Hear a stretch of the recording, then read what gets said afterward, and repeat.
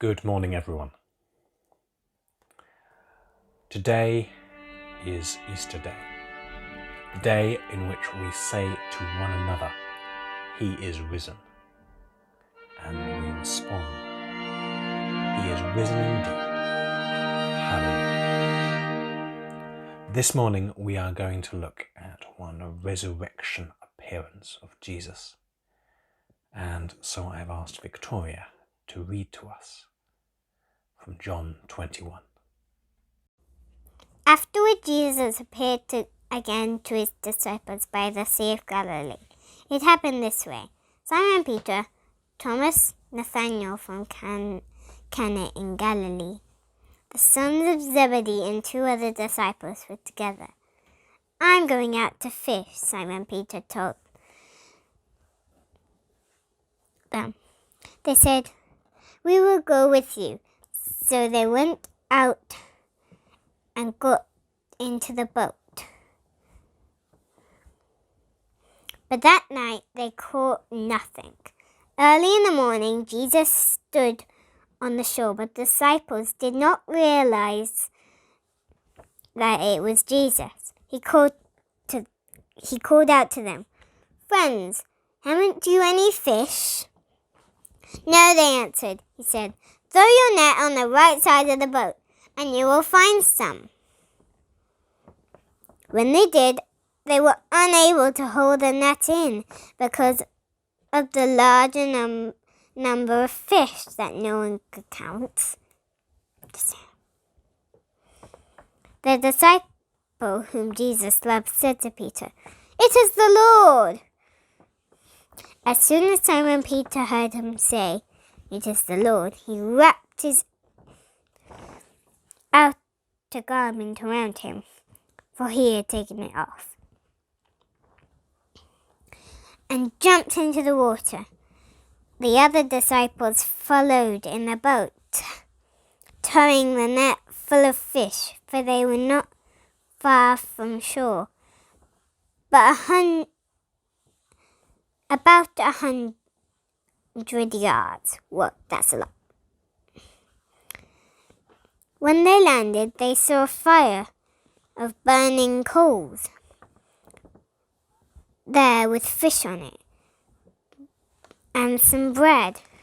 Jesus said to them, "Bring some of the fish you have just caught." So Simon and Peter climbed back into the boat and dragged the net ashore. It was full of large fish,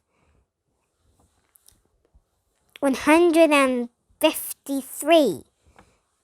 But even with so many, the net was not torn. Jesus said to them, "Come and have breakfast." None of the disciples dared to ask him, "Who are you?" They knew it was the Lord. Jesus came, took the bread and gave it to them, and did the same thing with the fish. It was now the third time Jesus appeared to his disciples after he was raised from the dead. So the story starts with 7 of the disciples back in Galilee and deciding to go fishing. They've seen Jesus twice at this point, once on Easter evening and once a week later along with Thomas. So they know that Jesus has risen from the dead. But they are struggling to take it personally, to know what to do, to know how does this change things. So we can know things and we can really believe them to be true, but struggle to take them personally. That is, to make the way we work on the inside line up with our beliefs. I wonder if you recognize things that you believe to be true about God. His ability to provide, the fact that you don't need to be afraid. He has taken away.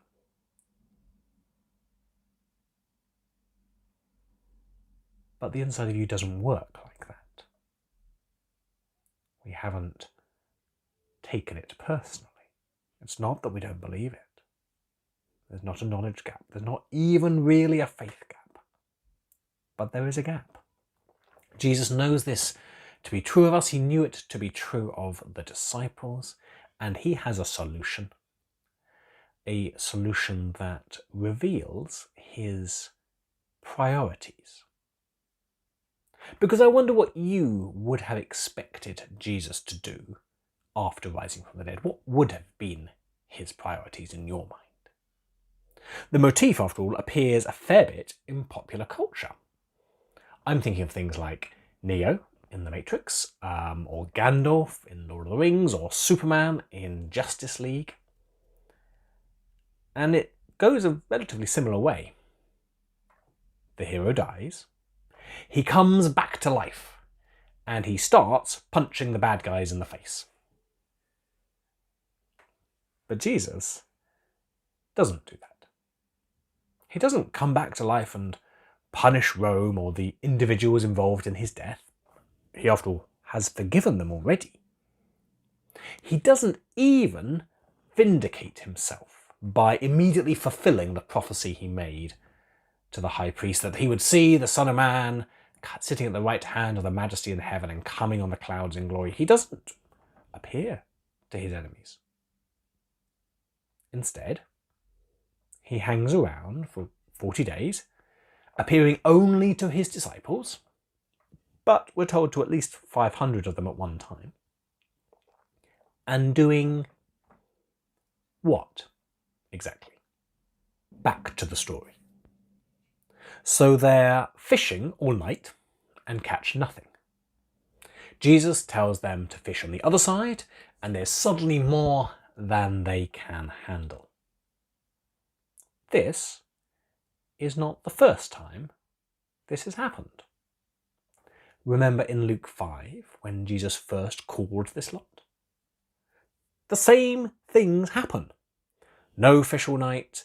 Jesus produces a miraculous catch. Peter falls at Jesus' knees and said, "Go away from me, Lord, for I am a sinful man." Jesus says, "Follow me, and I will make you fishers of men." All the same elements are here. Fishing, miracles, sinful awareness in Peter. Jesus is recommissioning them. He's taking them back to the start, calling them again to follow him. But the way he does it is his key strategy for bringing about the church. For bringing about the church and for getting this message of salvation out to the world. His strategy is this. He invites them to breakfast. Peter gets to the shore, perhaps falling at Jesus' feet again in the rush to get out of the water. Jesus already has a fire. He already has bread. He already has fish. I don't know if you noticed that point. There's already fish on the barbecue before the miraculous catch comes in. Jesus doesn't need even the miracles he works through us. He doesn't need them. He is host. He is provider. But he does say to them, "Come and bring the fish you've caught." He invites them and us to join in with what he's doing. He doesn't need us, but he wants us to join in with him. This then is the gospel. Jesus Christ is risen from the dead and wants to have breakfast with you. Peter, big-mouthed, sword-wielding, 3 times denying Peter, he does not know at the start of this story how it will end. All he knows is Jesus is risen, and there's all this unresolved stuff between them. But when he sees that it is Jesus on the shore, he doesn't wait. He jumps out and runs this 100 yards to him through the water. Peter gets a lot of flack for the failures the Gospels highlight about him. But I wonder whether it's this heart that Jesus saw in him. Someone who, whatever else was going on, his heart would choose to run to Jesus. Even if it's to be condemned. Where else will we go? You have the words of eternal life. That's what he said last time he was given an out. Peter's response is to run to Jesus. And Jesus is inviting us to breakfast. And for some, the unresolved stuff is making us evade that level of intimacy. I'm not necessarily saying that the stuff is the big stuff that means people stop going to church or stop praying, but we do so in a way that evades the intimate connection with God, the opportunity for him to put his finger on whatever it is that we don't want him to put his finger on. It's about an intimate relationship. Because breakfast is an intimate thing, isn't it? I feel if I'm having lunch with someone, that can be quite casual. You might do that with a business colleague or with people you hardly know. Dinner's a bit closer, but it can also be quite formal, quite easy to keep your guard up, put on your best manners, those kind of things. But if I make breakfast for you, that communicates intimacy. Maybe it's because you've stayed over at my house. Even without that, there's unguardedness. We haven't had time to put on our masks, our party faces. We can be real. One of the things I love about our church family camps, Transform and the like, is to get to see some of you guys in a different way. To discover that there's one member of the family here, probably watching this morning, who is completely unable to have a conversation until he's had his morning shower. These are the details of life, lived in intimate community. And it is what Jesus calls us to, with one another, but also with him. Jesus came, took the bread, and gave it to them, and did the same with the fish. What does that sound like to you? What does it remind you of? He took bread, gave thanks and broke it, and he gave it to them. In the same way, after supper, he took the cup. This is communion. I'm not suggesting we're going to ditch the wine and have fish from now on. The imagery and meaning of the Last Supper itself are powerful and rightfully have a central place in our worship. But this too is communion, a breakfast prepared by Jesus for his friends. A meal we are invited to share with God. God has wanted to share a meal with his people from the very first. He shares a meal with Abraham when he makes the covenant. It's one of the reasons there are sacrifices throughout the Old Testament. Part of the offering is burned up and viewed as eaten by God. We know he doesn't really eat, but that's what the imagery is meant to be.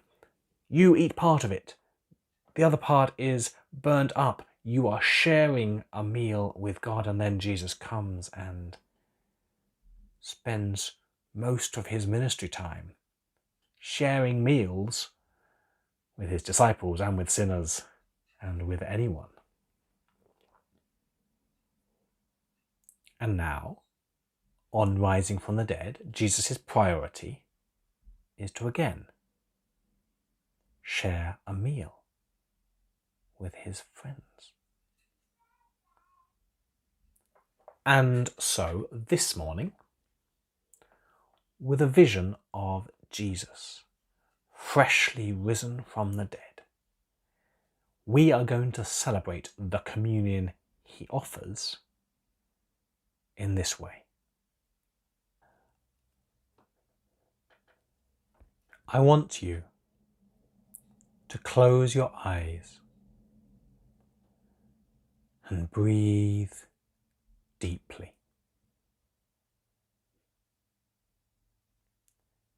To imagine yourself on that beach, on that morning. Use the fullness of your imagination's senses. Feel the sand between your toes. Smell the fish and the bread cooking. Hear the crackle of the fire and the waves on the shore. Hear the voice of Jesus saying, "Come and have breakfast."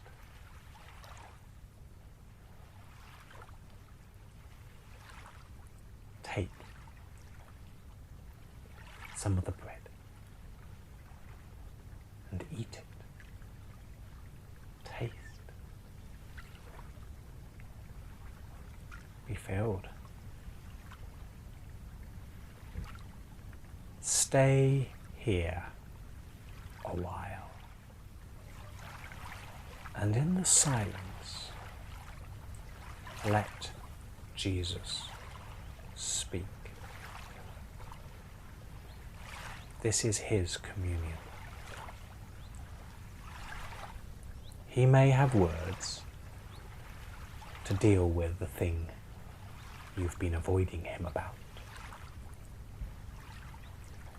Let him. He may have a commission to a painful task. He may just want to ask you if you love him. Know that he loves you. And let that knowledge, that true belief you have, transform the way you work on the inside through this communion.